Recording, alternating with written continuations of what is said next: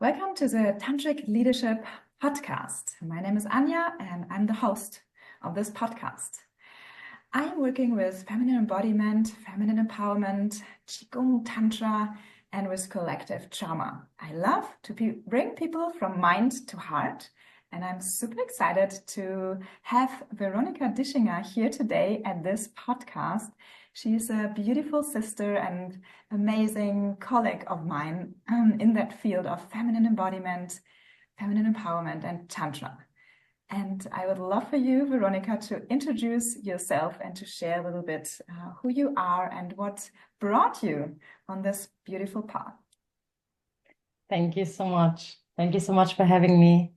Yeah, my name is Veronika, and I'm also a Tantra facilitator. I'm a Reiki master and also an embodiment coach. And I work mainly with Tantra from the heart. And I think you will have Leonie as another guest in another episode. And I'm living in Koh Phangan, Thailand, but I'm also hosting events in Europe. And I will be part of the European Tantra Festival next year together with you. And I'm super excited for it. And I'm super excited to explore and to share some thoughts and ideas and experiences and to learn together. Yes, for sure. So I'm curious, what brought you on this path of Tantra and of feminine empowerment and embodiment work? Yeah. So 6 years ago, my life completely changed. And it's interesting that you call the podcast Tantric Leadership, because I really use the time that I have right now where I'm like in German autumn at my parents' place, where I feel like I have a bit more time and space to reflect also really like on my last years. And I had a career, like a corporate career in like leadership positions, team lead positions. And then my life changed completely, and I went on the spiritual path, and now I'm in the tantric path, and now I feel like also these worlds are like, coming together again. And for me, it was really like a big crisis in my life and a big depression, and my body just fully shutting down. And I feel like I was 28 at the time, and I think it is a time for a lot of people also like in astrology and psychology where a lot can come up and a lot can shift. And for me, that was like a turning point when I left my job. I left a long-term relationship. And I went into the spiritual path because I had like such a deep spiritual awakening, and I feel like that was my only chance to really go on the spiritual path, and also to really go inside myself and to go deep into my heart. Even though at the time I felt like I was a bit overwhelmed with all the pain I was feeling and all the emotions that were coming up, because before I think like a lot of us suppressed them more, and then it all came out. And then I had to find like tools to work with it. And Tantra was something that I was always curious about for a very long time. But when I was still living in Germany, I was living in Berlin at the time, I couldn't fully connect to the tantric scene. I also feel like the tantric scene shifted a lot in the last years. And some years ago, I feel like it wasn't really my vibe. I couldn't enter the door. So I just I was reading a lot. I listened to a lot of podcasts. I just started to do my own practices at home. And then I went to Koh Phangan, where we also met. And then a lot opened up, and then I really felt like, wow, yeah, Tantra brought together many different things. And for me, it changed so much in the connection to myself and in my life in general. And so I just fully immersed myself into it. What is Tantra for you? If you want to explain it to someone who is new to Tantra. Even if you explain it to someone who's not new, I feel like it's such a big world. For me, Tantra, it's a personal path of liberation. And it is a path that's ever unfolding. It is a spiritual practice, but I feel it's one that really embraces all of life. For me, Tantra is fully living this human life and embracing all the different parts, all the different emotions, all the dark, all the light, learning to hold the contradictions. And also I think what's so special for me about Tantra is like seeing the sacredness in everyday life and seeing everything as a ritual. And I think that's something that I was missing like my whole life, like growing up in Germany, where I feel for me there was not so much embodied spirituality, and I was never really religious, but I always felt like in places like a church, I felt like there was still the sacredness, but I couldn't connect with the concepts or the teachings or the rules or whatever, but I was always missing like the sacredness. And Tantra for me brings in the sacredness into how we touch ourselves, how we eat, how we connect, how we do anything. And that's so beautiful for me. And therefore it's something that's ever unfolding and ever growing, I feel. Yeah, thank you so much for your definition, because for me it's true as well. Like it brings a lot of sacredness to life, which got lost somehow over the past thousands of years. And as well, whenever I go into a temple or a church or a sacred place in nature, I feel this. I still feel the charge, the energy, and the sacredness of that place where people went and prayed and brought gratitude and love to. And for me, it was really life-changing as well to go on that path and to have embodied spirituality, as you say, because I grew up in Germany as well, and I couldn't see it there, and my parents weren't very religious, and yeah, but I really liked being in churches in a way, sometimes to connect to the sacredness, to connect to this heart-opening feeling, the music, the angels, something like this. So I'm very hypersensitive, and I could feel that. And through Tantra, it was giving me tools and practices to bring it into real life, to bless my food, or just to bring presence in a touch, or like all these little things we're used to do there. So it's very, very special for me. And how do you apply this sacredness of Tantra in your daily life? Like, is there something you can like an example, and maybe as well as a tool, like what I mentioned, like bless my food, to give the people who listen to us? Yeah. Something that changed a lot for me is how I start my morning. That was when I was still working like a normal job, normal office job, when I started to introduce my morning practice and to start my morning with a ritual for myself. That changed a lot. And I feel that can be something that can be so small, from just like, waking up and just like giving yourself a hug and be like, okay, I'm welcoming myself into the day.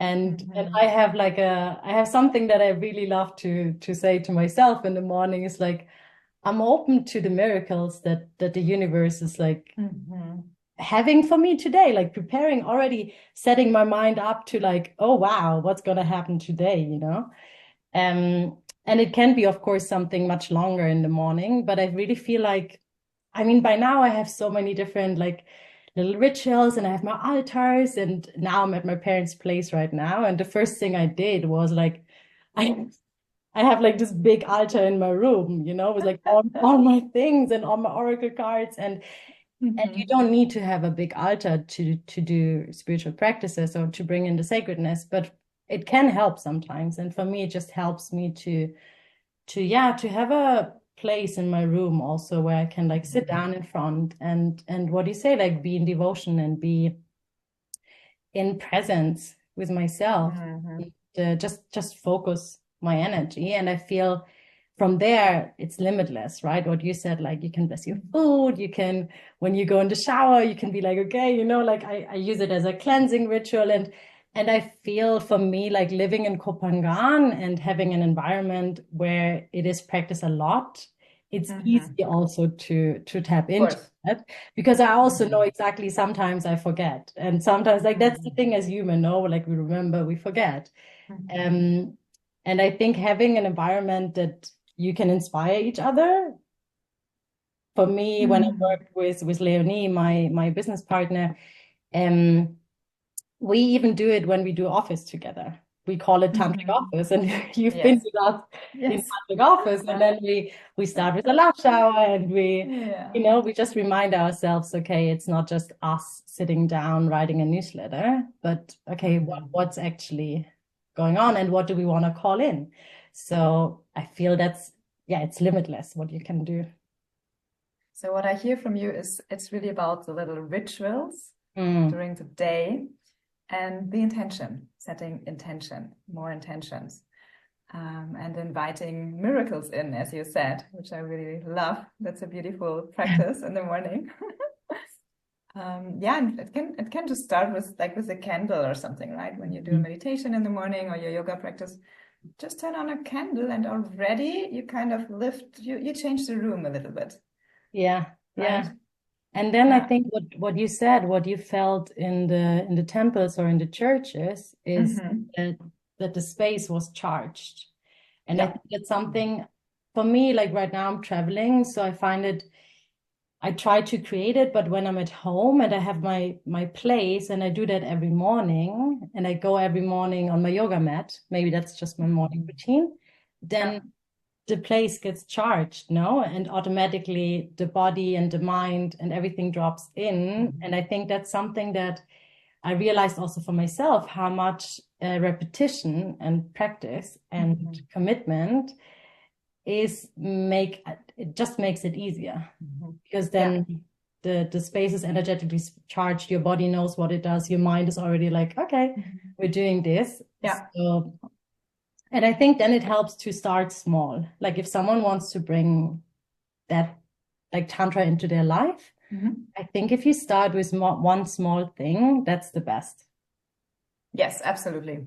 You know, like people, like when I started with the gym, like I don't know, I started again like some months ago. And I just told myself, I just go there for 10 minutes and I do my exercises and then I go into the jacuzzi and the sauna.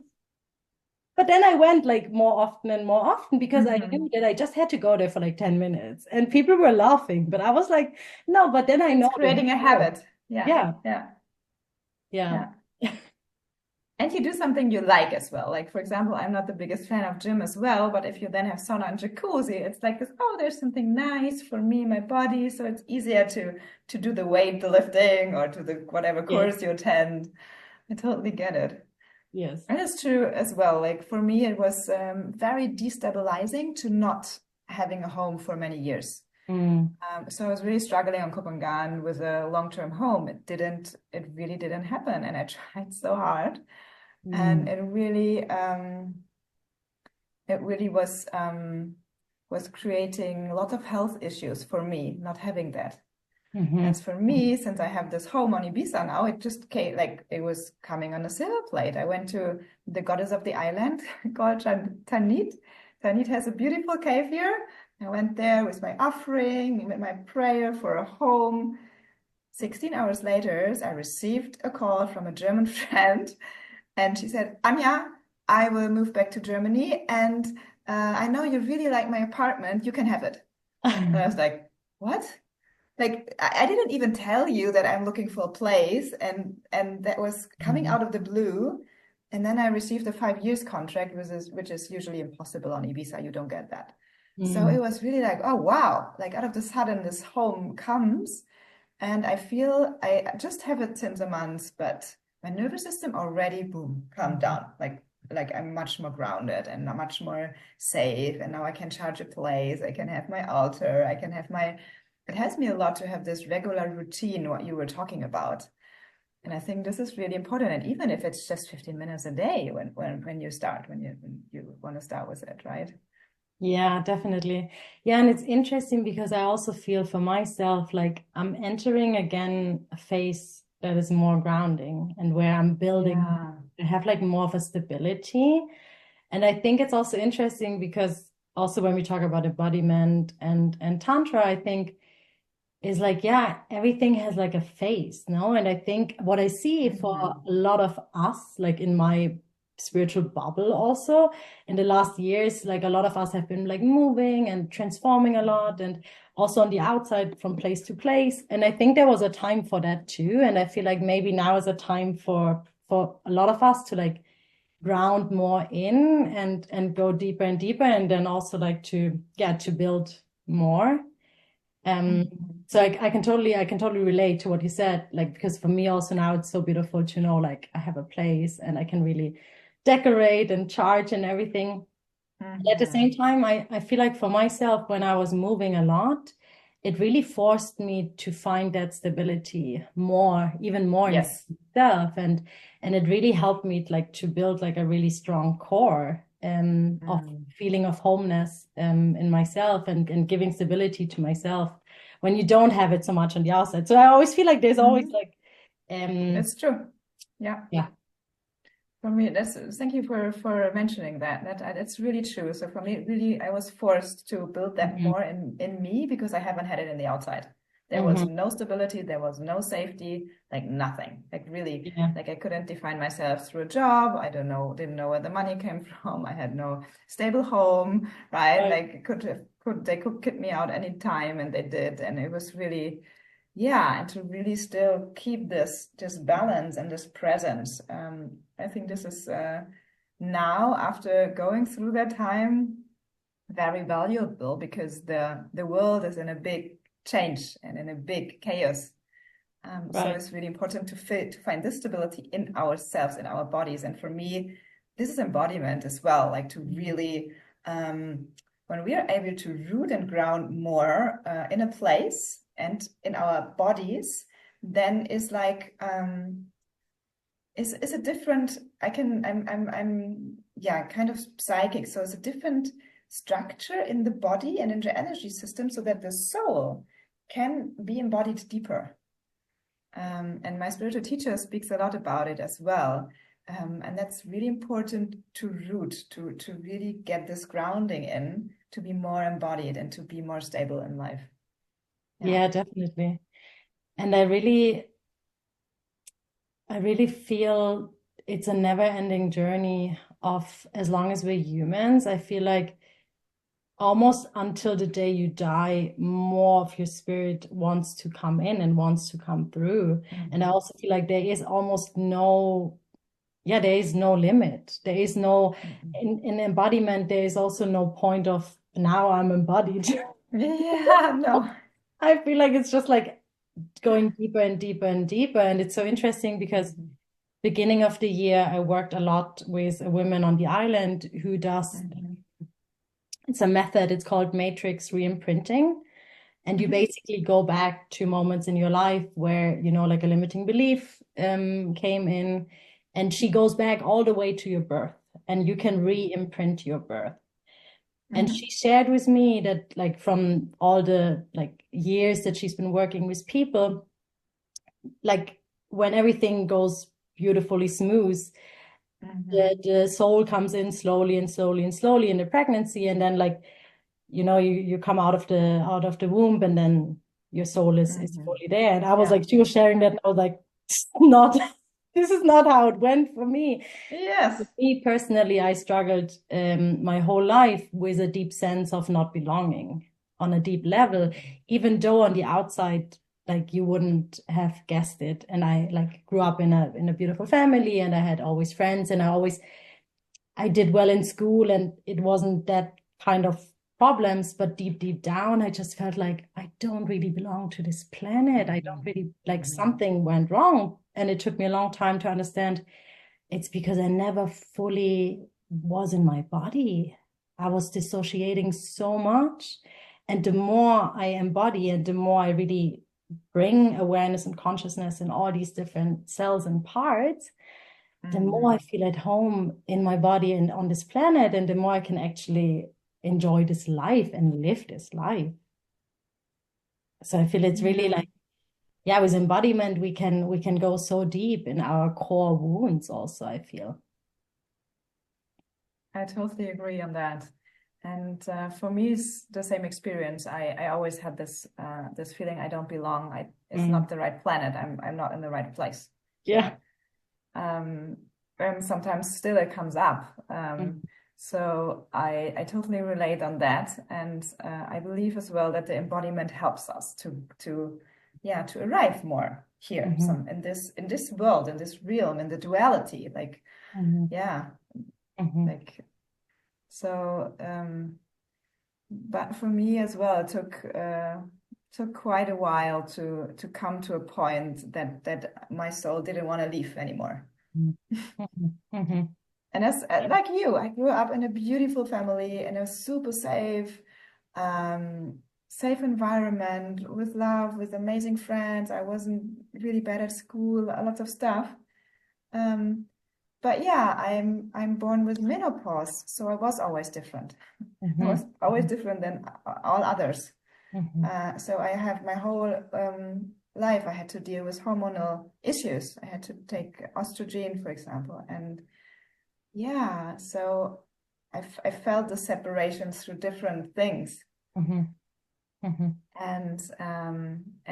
for me, it was really life-changing to find this community in Kopangan with more like-minded people who are as well on their healing journey, on their embodiment path, on their spiritual journey, and who really share this, like, and to have this close community which holds me, which inspires each other, which co-creates, and I really, for me, it's a very I really treasure it. I would phrase it that way.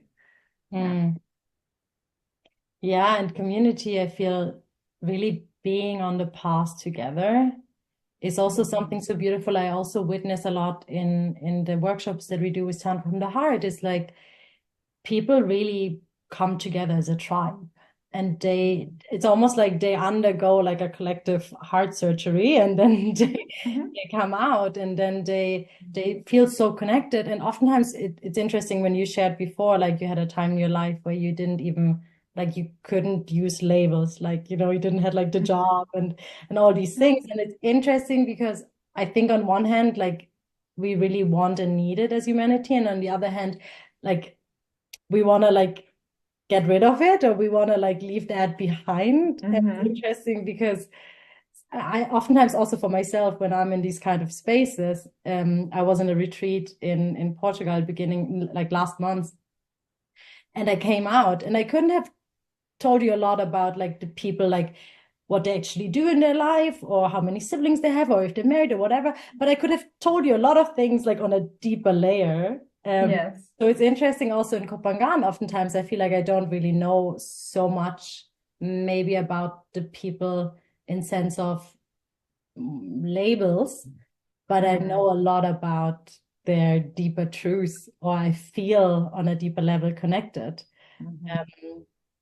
And that's something I love about the space, that many of the labels just fall away, and it's like, okay, let's just go a layer deeper and connect from human to human. And see each other really in who we are beyond all of this. Yes, exactly. And that was my experience as well. I arrived on that island and no one was interested in my age or my job or my nationality. It didn't matter. And I felt so free because for me, it never mattered somehow. So if I'm a woman or a man or whatever. And so it was really, really beautiful to see that, to connect on like immediately on very different levels than in the society I came from. Yeah. And to see that there's something different possible. And as well, like when we spent the pandemic there, like how much this community like grew together, and how much everyone was really supporting each other during that time, and bringing food to people who didn't have food, or educating each other in different topics. So it was so beautiful to see. It was like kind of a glimpse of a new society, 5.0 or something, where there's no government and no guru telling people what to do. And how amazingly it worked, with even better without it. Yeah. And that's also unfortunately I wasn't on Copenhagen during the pandemic. I was in Berlin. There was a bit of a different story. But for me, it really just forced me to go deep inside myself. So I also I value the time actually. But what came up for me when you shared that is that's also a new way of leadership for me. I feel Yes. I was talking today in the morning with two of my friends, and I said like how I see it is we're all standing on the edge of the universe. And we all look like in a bit of a different direction, and like you standing next to me, and we're all, in that sense, we're all leaders because we're all exploring something new, and we all go like one step ahead. And I can share with you a little bit like, okay, this is what's going on for me, this is what I'm seeing. But in a way, I feel like we are all on an exploration. And I think the time that we're going into is a time where we inspire each other and we support each other, and we walk the path together. And there's like this like guru or leader or someone is a teacher and tells me what to do. I feel like it's not really how our souls want to really like learn and grow. Yeah. I feel it's gonna be an inspiration. And I love to learn, and I love to have teachers. I love my teachers, absolutely. But I really feel like it is more of a sense of like we're equal and we just inspire each other, and we can have different roles. And that's also like tantric leadership for me. Like also when I'm in the space and I'm the role of the facilitator, I always feel like I learn so much myself. Like I always feel like I learn the most in the whole workshop, like from the field and the energy and like everything I see and the feedback and whatever. So I also really feel like being a leader is like, yeah, you're just the greatest student, I feel. Absolutely. Yeah. For me, tantric leadership as well is a lot about co-creating. And as you said, taking different roles in different situations and explore, because we are all on this learning journey and expanding journey and healing journey. And I feel this is one of the main qualities we need for the new earth, like many people call it. To be able to really respect each other on the same level, to meet each other on the same level, and there's not above and below, and I boss you around. It's more like I see you as a human. I see you in your human experience, and I'm in my human experience, right? And I really deeply honor your path, and I get inspired by you. I want to inspire you. I want to hold you, and to come from that, to create from that. Yeah, definitely. And for me, it really changed a lot when I realized, like, whenever we are in, it doesn't matter if it's like physical or not physical, like right now, you and me, we are in a not physical space together. But if we are also in a physical space together, it means we are in the same dimension. It means we're meeting on a level. So that means we are in the same consciousness. So they cannot be like above or below. And that really changed a lot for me when I started to see like, teachers of myself of like, okay, but we're meeting in the same consciousness. So that means they can still have more experience in human life, and they maybe have more experience in this topic. And I admire that, but we're equal. And that's the same when I'm with whoever I'm in the space. It's like, okay, there's something that I can learn from you, and there's something you can learn from me. And maybe it's a bit more triggering, or maybe it's really inspiring, but there is, otherwise we wouldn't meet. Otherwise it wouldn't be in my field. And that really changed a lot for me. Yeah. Yeah, thank you. I feel that. So coming back to tantric leadership, what would you see as qualities in a tantric leader? Qualities in a tantric leader. Being curious, I feel, is one thing. Being open. I feel it's interesting because I feel in Tantra, it's like if you don't take yourself too serious, I feel you're a good tantric leader, in a sense of, for me, being a tantric facilitator also, I sometimes feel like, there's so much flowing through me and so many different emotions. And if you really want to create a tantric experience for people, I feel like, for example, for me, like, or for us, demonstrations are super important. Like demonstrating an exercise and opening up the space for others to then experience for themselves, you have to step into different roles. And you know, like, I don't know, maybe you want to work on the masculine and the feminine, then like, how can you embody the masculine and the feminine for yourself? And so I feel it's really about not taking yourself too serious, in a sense that like it can really, the energy that wants to flow through you can really flow through you. So I feel like that's a very important quality. and really, yeah, also being humble, in a sense, at least I feel that for myself, I can be best of service when I understand that, yes, of course, me as Veronika, I want to create an experience, and I want to, you know, create a space, and I have some tasks that I have to take care of. So make sure we're on time. I make sure it is a nice space, like all these things. And at the same time, again, like stepping out of the way and allowing the energy to flow through me, so that the field can experience whatever needs to be experienced. And knowing that it's beyond me. So being humble, and yeah, having the quality of being in service, and really want to serve, and for me, it really comes deeply from my heart, like just want to share with people the beautiful transformational experiences that we can have, and create a space where we can meet each other. And it's not about me, it's about the experience. I think these are like the just what comes up now for me. Yes. I would also be curious, like, for you had this conversation more often, and also maybe for yourself, like what it is. So it has many different aspects. But what you just said is very important, to kind of step out of the way and put your ego aside. So it's not about Veronika and I'm the facilitator and I'm the guru. No, it's about us becoming a vessel to channel the wisdom and the experience and the frequency that people right now need. And this needs a really profound ability to attune.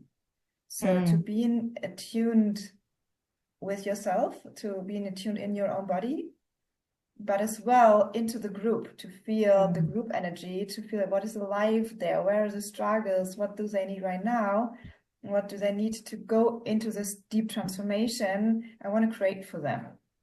Yes. And if this is one of the main qualities, and this is one of the main lacks we see actually in society and in the leadership of the world. Most of the leaders are cut off their bodies, cut off their emotions, and so they're cut off from themselves. And when they cannot feel themselves, they're not able to feel another person. They're not able to feel all the people they lead, and they're not able to feel the planet. So for me, wow, like 1.5 years ago on Kopangan, I felt the pain of the island so much that I had to leave the island. I couldn't bear it in my body. It was so painful, the distraction of the island. I just couldn't be there.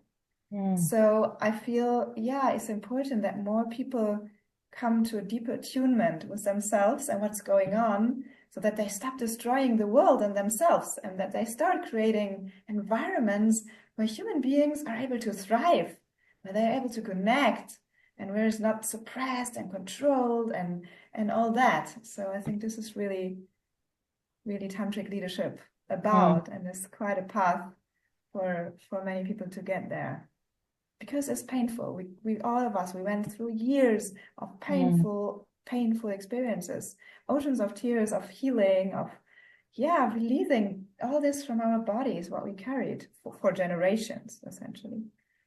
And I just felt, I know that you have been studying with Thomas Hübel, and he is really master in that, no? And I've done a course myself with him, and I really love how he's talking about the attunement. And one thing that I really that was so important for me at some point to understand. I think especially for a lot of women, like we're so empathic, and what you said, like you felt like the pain of the island, and we feel the pain of the collective. And I think it's also important to know when to, without cutting ourselves off, like being able to tune out of the field again. And that's something I also feel for myself. Like the more I work with working with groups and using the quality that I feel like I developed over my whole life, being very empathic, really using that in my work. And at the same time, how can I come back to myself, and how can I come back to myself and feel myself again, and with knowing that there's so much going on in the world, so much darkness and also so much light. And also Kopangana, I always feel like it's just a beautiful, small little universe in itself, where there's so much dark and so much light. And how can I not constantly be plugged into that? And I feel that's also something, just consciously sometimes being like, okay, I'm coming back to myself, and I have my own energetic field. And from that place, I can then again serve the world. But I think, at least also for myself, like I went, and I still, it's still like an ongoing journey, but sometimes I'm too much then in the, I feel then all the pain in the collective, and then I'm almost like frozen again and numb and overwhelmed. And I think Thomas Hübel also talks a lot about like, how can you then again, like, okay, and now I'm coming back to myself, and then I tune in again.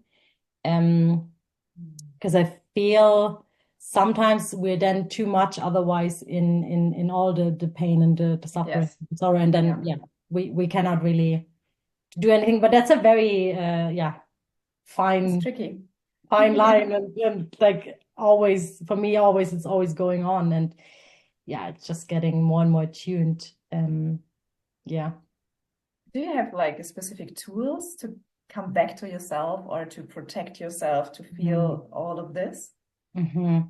Yeah, one thing is really working with Reiki. For me, it changed a lot. For me, it is a lot, because sometimes people ask me, especially people who are already very sensitive and who can feel a lot of energy, then they're scared, oh, if I now start working with energy, will I just get, like more open and even more exposed?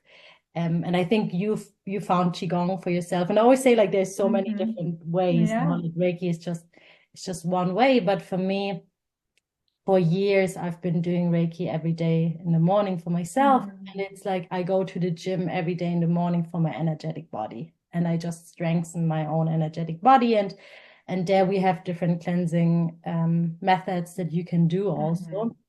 And one thing that I always say to people, like, if you want something very easy, it's just use your shower also with the intention to do a cleansing of the energy. Because water in general is also energetic cleansingly, but sometimes you forget, but what you do every day normally is like you take a shower. So that's also something I do after every workshop or after ceremonies or whatever. Even if I don't need it physically, I just do it to be like, okay, and now I'm coming back to myself. And then I have different rituals that I do. And I notice that when I don't do it, when I have a workshop or I go somewhere and I go home and I don't do like my little rituals and my little moments where I switch back, I notice that I'm a little bit all over the place. Yes. It takes me a while. I'm like, oh yeah, right. Because I haven't closed the portal energetically. I'm still everywhere. Yes. Yeah. But then you get all the information, all the feelings, and it's too much. It's just too much for the system. And it's not mine. You know what I mean? Like, no, of course it's not yours. But I really constantly be everywhere. But for me, it was really like, it took years to learn, like, how does it feel? This is not mine, and this is mine, and how can I how can I feel what is mine, and how can I like really release that again, what is not mine? Because somehow my nervous system is trained to feel the others. So to feel my parents, to feel my family, my friends, my partner, whoever. But then I lose the feeling of me. Then I don't know, I don't really feel what do I need. So really, as well in my relationship, I I sometimes really need space. I need to sleep a night alone to be in my energy. Or in the morning, I start the morning with my meditation, my Qigong yoga practice or dance, and to be in my energy, to feel what I need and not to feel what does he need right now. Yeah. Right.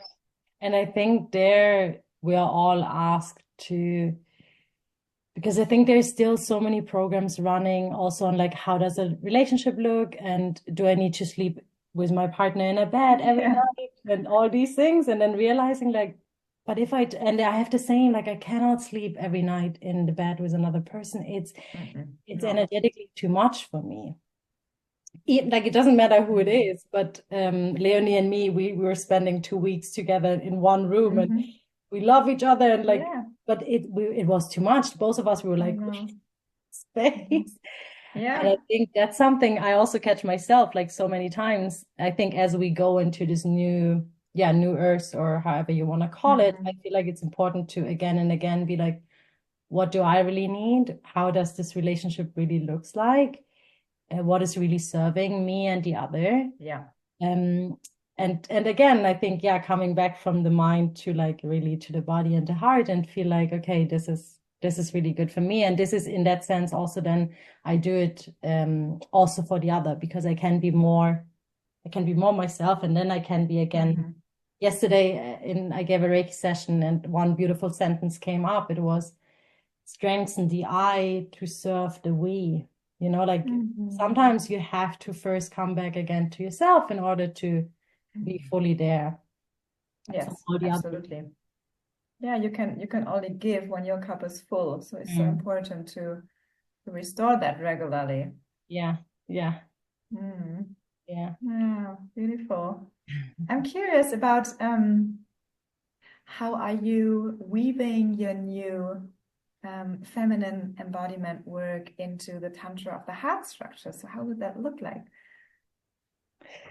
Yes, there's many beautiful creations in the making, and some are already happening. So we will continue to have our our classic workshops, our initiation immersions, our 4.5-day immersions, which will happen like in Kopangan over the next months.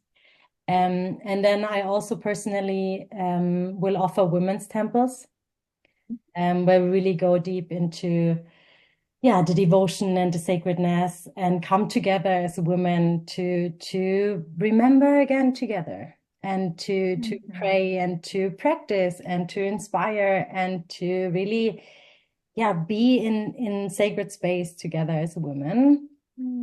And I also offer one-on-one sessions for women, tantric embodiment for women, where we really go like on a personal journey, because I really love working. I've been doing that for the last months. Like I love working with women like personally, because you can go so deep, and everybody has a different entrance point, you know, and a different journey. Yeah. So this will happening more, and then I also have I also do Tantra couple sessions, private for couples.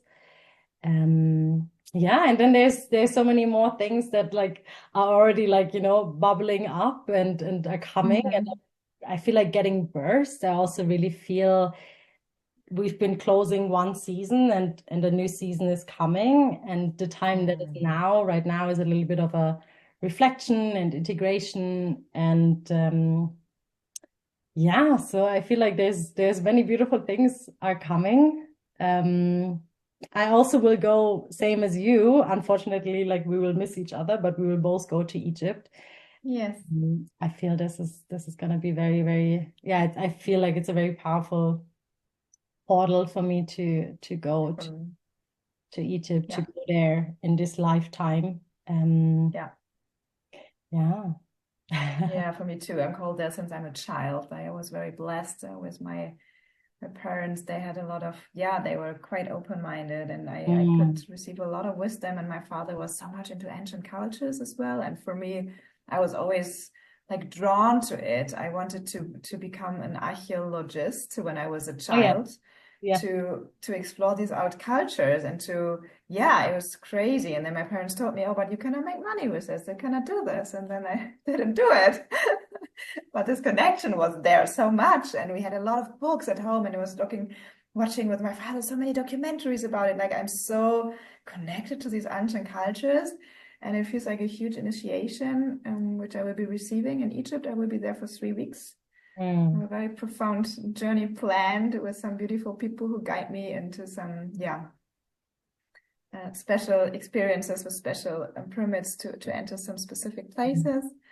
So I'm feeling really excited about it, and so blessed like you to finally be there in that energy, to connect to this and to see what happens. And what my body remembers when I'm there. Yeah, definitely. I feel that. I'm super excited to talk to you about Egypt after. Me too, yeah.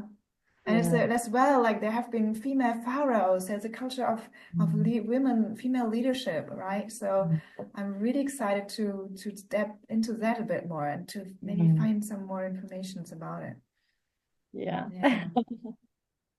I have a last question. If you would have a magic stick and create a Tantra festival, how would that look like? How would it look like?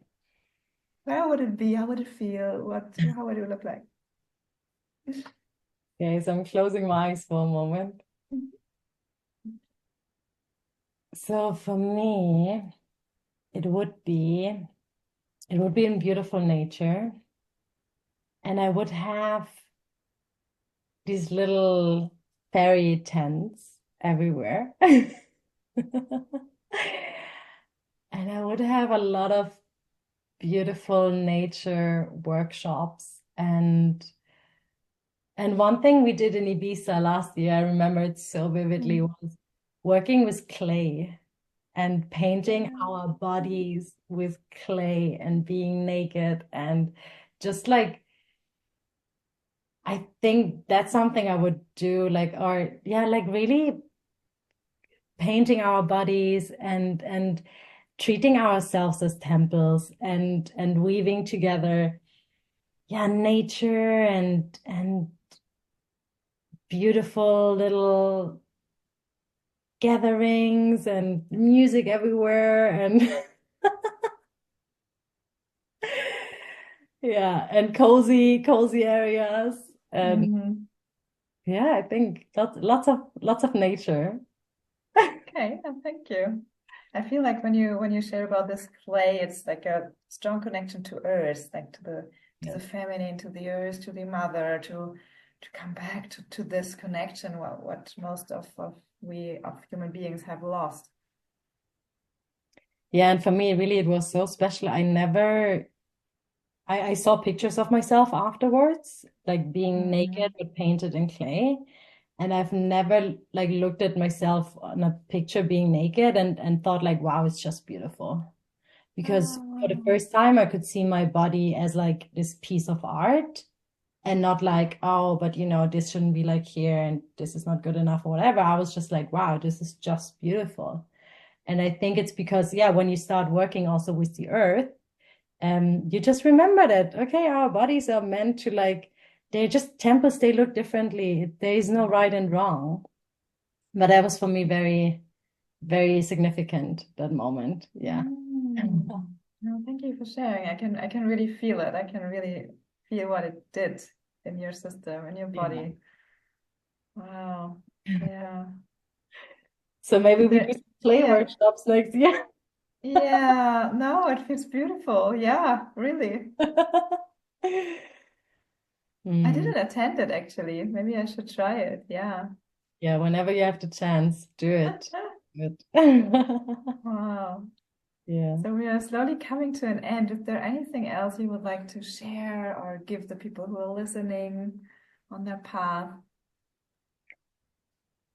Yeah, I want to share my gratitude. I want to share my gratitude to you and to the space that you're creating, and also for our conversation. And I feel super excited. I feel super inspired also. And I think what I said for anyone who wants to bring Tantra more into their life, I think choosing one little thing in your day and bring in sensuality and sacredness, whatever that means for you. I think that's and then from there on, I feel like it can just flow. But I think just having one moment in your day that you really connect to yourself and connect to something higher and something that you feel like is helping you on your journey as a human being. I think that's the easiest way to bring Tantra into your life. Yeah. Thank you very, very much. Thank you. It was lovely to have this conversation and to feel you in this, in your excitement, in your empowerment, in your work. And I feel really inspired, and I'm super happy to have you at the European Tantra Festival as well. We will, discuss what we're going to co-create there. But for sure, one of my heart wishes is to have like a feminine temple there all the time. Yes. Where women can just go and be and are held, and a masculine temple as well, where men can be just with each other and share and being held in whatever they experience. I think it's very much undervalued and underestimated what it does to us to have this safe spaces, and then come again together in the sacred union. Yes. Oh, I'm excited. So thanks everyone for listening today to this podcast, and you will find some more information about our work and about Tantra from the Heart in the caption, in the description. And we love for you to reach out if you have any questions, if there was something triggering you, if something inspiring you. We're here, and we love to hear from you.